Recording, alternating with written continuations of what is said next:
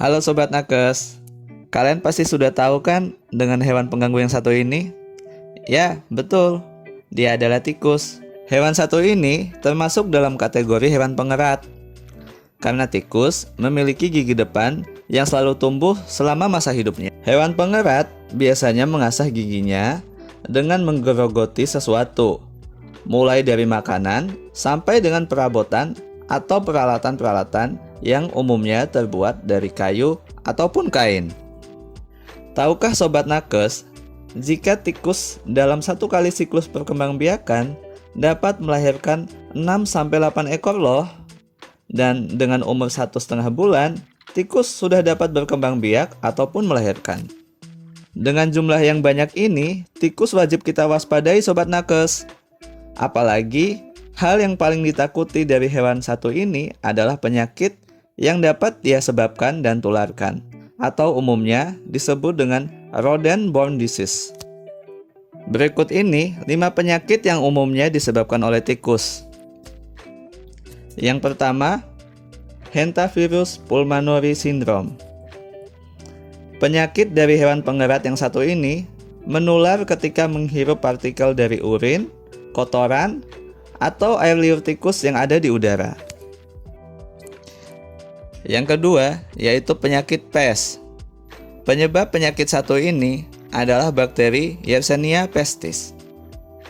Penyakit pes ini dibawa oleh kutu yang tertular dari hewan pengerat. Kemudian, kutu akan menyebarkan bakteri tersebut saat menggigit tubuh manusia. Yang ketiga, penyakit rat bite fever. Penyakit ini disebabkan oleh gigitan tikus yang kemudian menyebabkan infeksi oleh bakteri Streptobacillus moniliformis. Yang keempat, penyakit leptospirosis. Penyakit ini disebabkan oleh adanya infeksi terhadap luka terbuka yang belum sembuh. Umumnya, infeksi terjadi oleh perantara air atau tanah yang tercemar oleh urin tikus. Dan yang kelima adalah limfocytic choriomeningitis.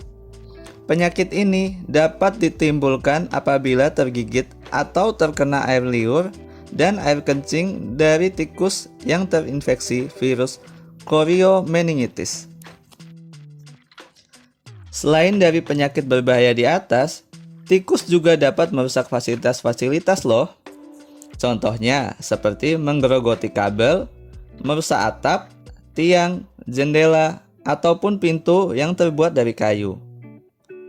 Dampak yang sering terjadi bukan hanya sekedar kerusakan secara fisik, tapi juga bisa secara finansial. Contohnya, tikus menggerogoti kabel, kemudian terjadi konsleting dan berakhir dengan kebakaran. Dan ini akan menyebabkan kerugian secara besar. Sobat Nakes pasti tidak inginkan hal tersebut terjadi. Maka dari itu, hal yang perlu Sobat Nakes lakukan adalah: yang pertama, pastikan tidak ada sisa makanan atau makanan yang berada di tempat terbuka. Yang kedua, jaga selalu kebersihan agar tidak lembab dan juga kotor. Yang ketiga, pilah sisa makanan dan buang di tempat sampah yang tertutup. Yang keempat, jika kemungkinan sudah ada tikus di dalam ruangan, sobat bisa menutup jalur akses masuk dan keluarnya tikus. Yang kelima, pasang perangkap tikus untuk mengurangi jumlah tikus yang ada. Yang keenam, yang mesti Sobat Nakes perhatikan adalah pembasmian menggunakan bahan kimia tidak dianjurkan karena dapat berbahaya bagi kesehatan. Nah, sekarang Sobat Nakes sudah tahu kan harus bagaimana dalam mencegah adanya tikus dan juga melakukan pengendalian terhadap tikus. Semoga video ini membantu Sobat Nakes. Sekian dan terima kasih.